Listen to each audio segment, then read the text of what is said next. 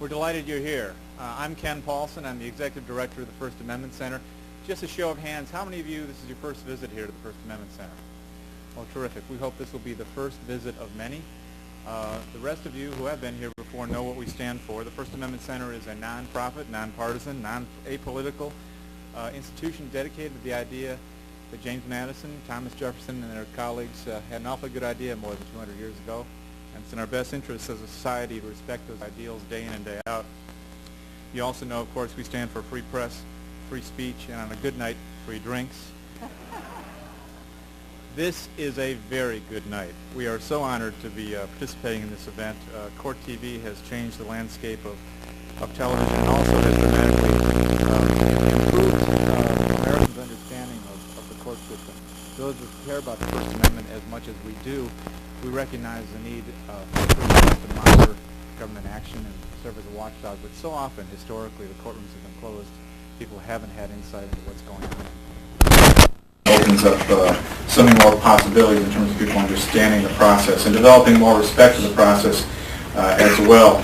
I wanted to mention that the First Amendment Center has a number of programs here, and we are always welcome. We also believe in free admission as well. Please sign up for our mailing list. Some upcoming events on July 19th, international program called A Taste of Slavery. It's a program featuring Knight Ridder journalists who investigated child slavery in West Africa's cocoa and coffee industries. That is not a First Amendment topic, but it's done in collaboration with our partners at the museum. And then on July 26th here, the First Amendment's role in the fight for gay rights. And I think you'll find a fascinating mix of topics here, and you are always welcome. Please sign up for our mailing list. I'm going to keep the introductions tonight brief. This is one of those panels where you sort of know everyone already.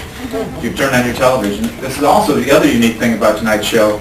Tonight's presentation will be that panelists will pop up at any moment. Just famous people will keep coming in the door. As you can see, there are a couple of empty slots. Midway through, if they haven't shown up, we will be picking people from the audience. So any makeup, anyone, just let me know. OJ is outside waiting. All right, the heckling has begun. Let me introduce, speaking of OJ, in other low-profile cases, we're honored tonight to have a remarkable defense attorney who has always been a voice of passionate advocacy and has never shied away from difficult topics like DNA. We all learned a great deal from this man. We're pleased to welcome Barry Shea.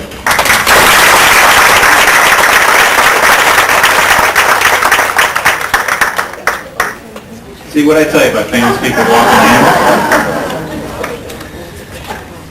Above and beyond the call of duty, right off the set, as I understand it, and taking a deep breath. She's a Court TV anchor, and she's certainly the host of Catherine Pryor Live. Please welcome Catherine Pryor. Now, I assume that after I introduce Adam Powell, then John Miller will come running in. You guys standing out there waiting to call? Okay. This next gentleman is a good friend and colleague. He is one of the nation's foremost experts on technology and the First Amendment. He is the Vice President of the Freedom Forum, Adam Powell III. We do expect to hear from John Miller, and we hope he'll be here shortly. We're also honored today to have a woman whose expertise stretches across the judicial spectrum. She has been a longtime prosecutor. She founded the first Sex Crimes Bureau. She has acted as a defense attorney, and she's been a judge for 18 years. And I understand you have a jury out right now. This is, again, these people are serious people here. They have television shows, trials they've left, and they're all here to make a contribution. From the New York State Supreme Court, the Honorable Leslie Crocker Snyder.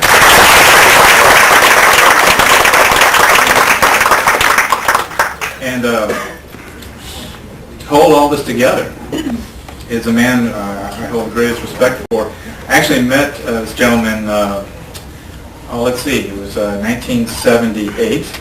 I've been a journalist for 3 months and a lawyer for 4, and they were desperate for somebody to fill out a panel on cameras in the courts, and I was an expert suddenly. And I can remember being just, Fred Graham, if you're a young lawyer and journalist who wants to develop a career in the field. Fred Graham is the icon. He's the model. He's the man he's Jimi Hendrix. And I was just excited as to be, and I thought, this is my one and only chance to stand at the same podium as Fred Graham. Wrong again. We're delighted to welcome this gentleman. He's a managing editor and chief anchor of Court TV, has been pivotal to its success, and is an expert in cameras in the courtrooms as few are. Please welcome Fred Graham.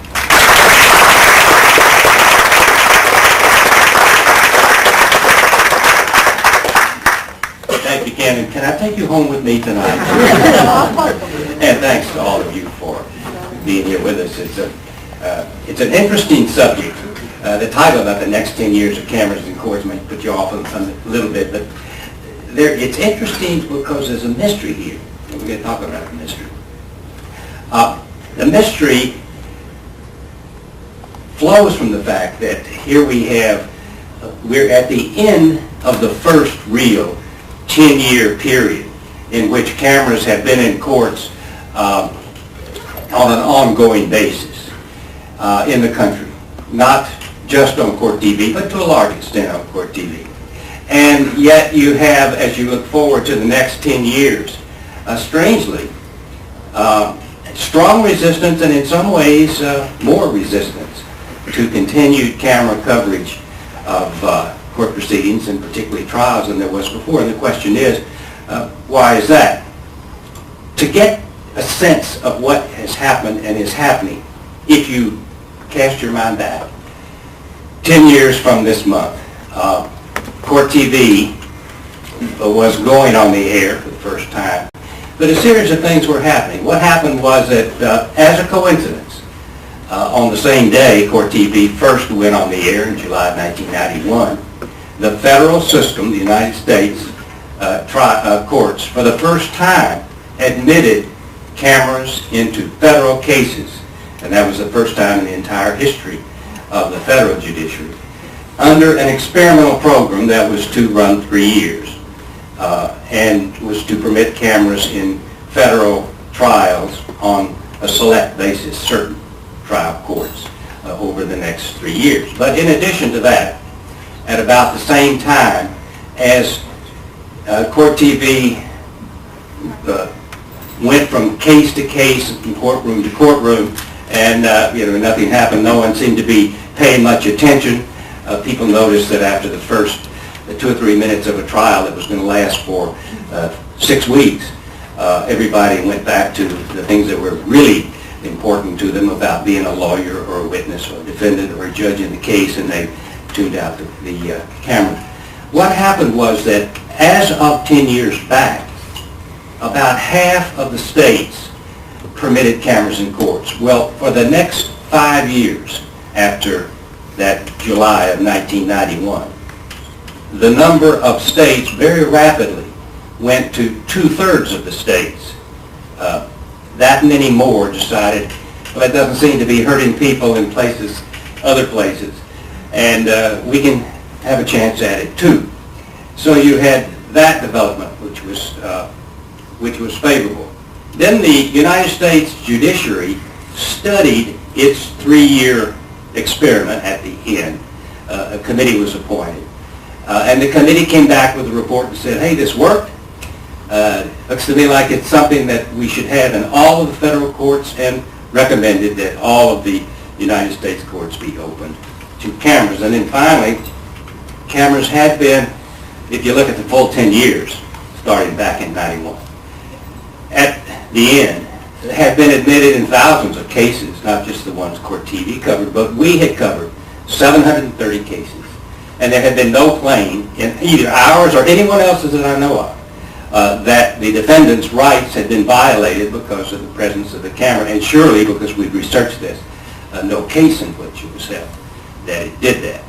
Now, the mystery comes from the fact that looking at that last 10 years and then trying to look forward to the next 10 years, you would assume that the prospects would be very bright that at the end of that, as a course of the next 10 years and during that period of time, cameras in courts all across the country would become more or less commonplace. That is not the situation at this point in time as we look forward. Several things happen. First, the federal courts, having received the federal judicial leaders, having received this study and report of its experiment, declaring it a success, the ruling jurists voted not to permit cameras. They slammed the door, and of course it has been still slammed.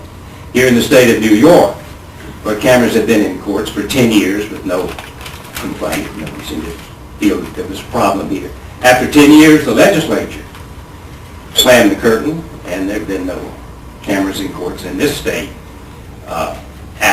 since that period of time.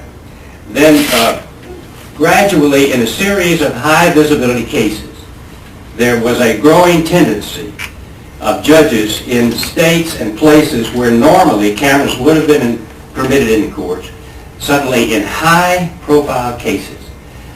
John, good to see you. We promised that you would come. John Miller, who was here.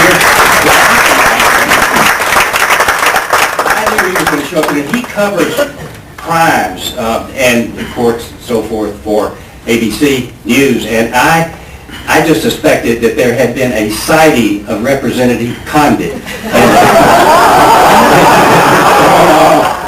Anyway, he's here. Thank you very much, John. I'm glad you're here. And finally, there had been almost a presumption that in high visibility cases, the kinds of cases that people wanted to see and needed to see. Let me give you two examples. The so-called dragging case down in Jasper, Texas, the racial case where a black man was dragged behind a pickup truck, that normally would have clearly been open to cameras down there in Texas. It was not, because the judge said that this is something that stirs emotions. Just a few months later, the gay bashing case up in Laramie, Wyoming, where that college student was killed and strung up on a barbed wire fence. That case would have been on television, but it was not. And so you could see that for some reason there was a reluctance developing in high-profile cases to permit the public to see them. And finally, in the holdout states, the ones traditionally that just never have allowed cameras. Some of our largest states, Illinois, Pennsylvania, Maryland, now New York. There seems to be no movement toward responding to the fact that it seems to work pretty well elsewhere and to change that. So as we look at that and as we look forward to the next 10 years, I want to start by asking Captain Cryer, the mystery is, why did it happen? What's your answer? Bad cases make bad law. O.J. Simpson, simple as that. We had one high-profile trial that became an extraordinary circus and was surveyed and managed by an incompetent judge. I'm sorry, Lancito. We're mincing no words here. And he let it get completely out of hand. The tragedy that followed, and I'm setting aside the ultimate decision in that case, Mr. Shimmick, was in fact that it was a humiliation for prosecutors, for the judge, to some extent even Johnny Cochran when he gets quoted with his Hitler comment to the jury. I mean, across the board, I think a lot of people felt recriminations from that trial, and one trial, in my opinion, is caused this devastation. Barry? Wow. Oh, I agree with that, but I think that the media and to some degree lawyers only have itself to blame. I would actually date an earlier trial as the beginning of the problem, William Kennedy Smith. The William Kennedy Smith trial was one of the first classic celebrity kinds of trials where immediately the first few witnesses on the stand had received $50,000 from the Globe or the National Enquirer, which completely tainted their testimony. One of the jurors in voir dire was immediately offered a TV contract for her comments after the trial, and she hadn't even yet been selected for the jury because she gave these cantankerous answers during the voir dire presentation. What I think actually has happened, and is the real problem here, is that the advocates of cameras in the courtroom have always maintained, and all the studies maintained, that the cameras don't change behavior. Nobody was affected by the trial. We didn't pay attention to the cameras in the courtroom, which I can tell you after having tried cases, when you're actually doing it, most lawyers don't pay attention. What people fail to appreciate, however, is that the spinning that goes on during a high-profile case, particularly what O.J. generated, in particular in the William Kennedy Smith started, I think, to some degree, is a whole cottage industry. It's more than a cottage industry, of 24/7 cable talking heads, gas bags that are completely uninformed, that are getting up there and are being encouraged just to have conflict with each other, that have not watched the previous testimony, that have no respect really for what the lawyers in the court are trying to do in the courtroom, whose commentary begin to affect the way the judge reacts. That's what did in Lancito, who I have to tell you was picked because he was one of the brightest jurists he was. But you see, you are there, Catherine. Let me tell you what did him in. And Steve Brill will be the first to tell you this. The problem was, why should I walk into a courtroom in the morning and see Diane Sawyer, Larry King, all kinds of news anchors in the judge's chambers kibitzing with him before the trial starts, and we're not starting on national television till 11 a.m. You know, that's why this trial took a year. And then it began to get unwound, and then, of course, they started saying things like, what's wrong with Judge Ito? He's letting, this get out of control, and then all of a sudden there's a cover of Time magazine, The New Ito, right? And my friend Woody Clark, who was the most courteous lawyer in the entire trial, the DNA lawyer from San Diego, he got fined, right, all of a sudden when the new Ito emerged, and everything started going off kilter like that. The media dug its own grave by its own irresponsible hyping up of this trial, which was unbelievable ratings. Unbelievable ratings. And that it created an industry that is still with us, and these judges are keeping the cameras out of the courtroom for the very same reason. Wait a minute. If they let them in, they would get the same kind of immersion coverage, the same kind of spinning in the middle of the trial, the same kind of pressure that would affect the performance of witnesses, themselves, advocates. Anybody who's been through it doesn't like it. Well, we got a judge right here. Let's hear from her. You always have to have a judge to kick around there, Barry.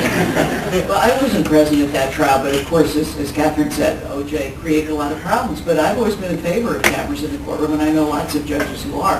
I think that what was very disturbing to those of us who discussed it in the judiciary is we felt that Ito just made us all look bad, that we had no ability to control our courtrooms, and a number of us feel we do that very well, so that the public was seeing an example of a judge who was incompetent in controlling his courtroom. Now, I think it was a difficult situation to control, and I wasn't there, so you're right, your comment should be more meaningful. But there's no question that, rightly or wrongly, it was a disaster, and it was a disaster making a judge look very bad, and the prosecutors look very bad.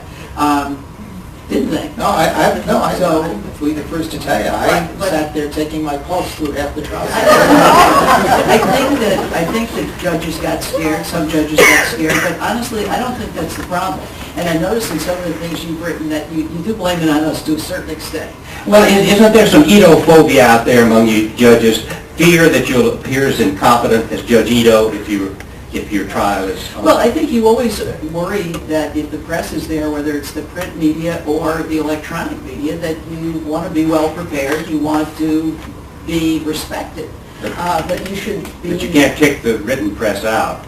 And isn't there a...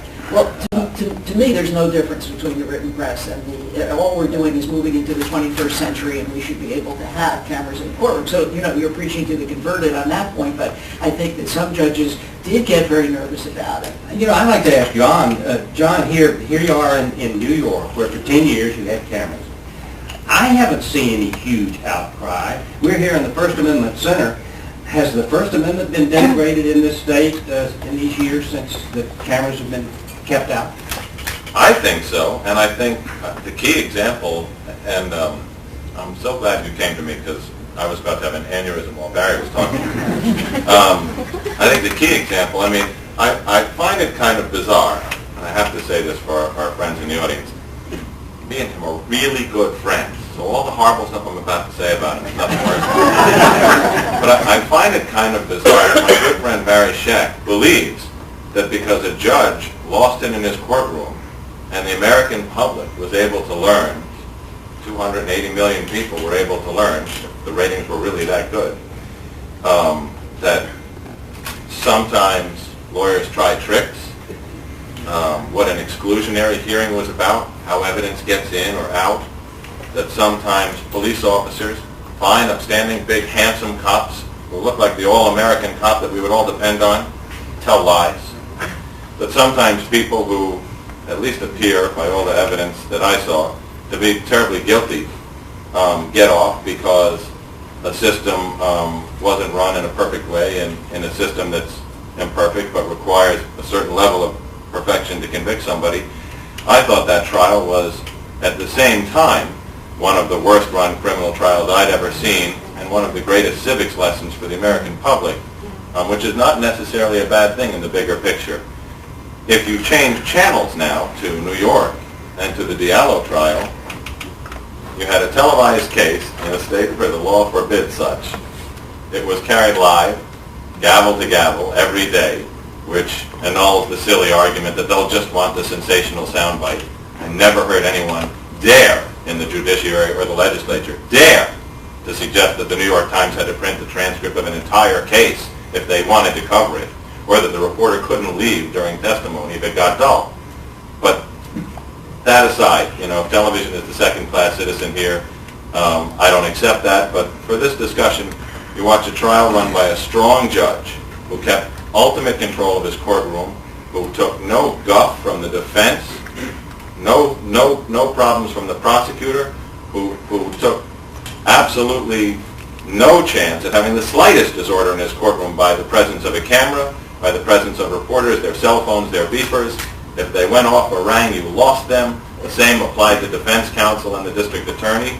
And what you saw there was probably a nearly perfect example of a fair and just trial that moved along at a proper pace, where everything was done according to the books, and where television forced the images and the information out into the public, a very suspicious public, a very skeptical public, a public that was ready to blame the system for covering up, for not hearing the full truth, and people watched it.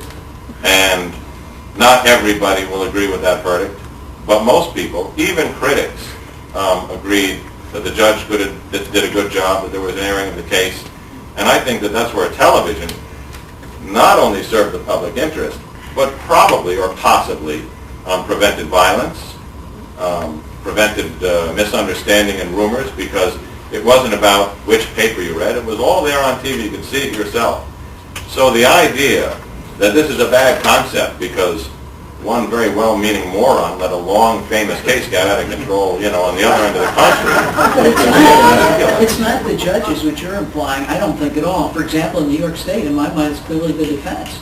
It's the defense bar that I think is, on the whole, again, now the New York State Bar Association has come out with a report which, while they grudgingly and with over several serious dissents have agreed that there should be one should be permitted to have cameras without consent, it has to be on a gavel-to-gavel basis, which is just never going to happen in most cases. I mean, it's outrageous. Yeah, print reporters aren't going to stay for the many boring parts of a trial. I think the people who are against cameras, in New York State at least, are largely the defense bar. And for some reason they feel, and I have never seen this, but in my experience, that witnesses may be affected or something else. You should be able to tell us more about that. Before you go on with that, can I ask Adam something?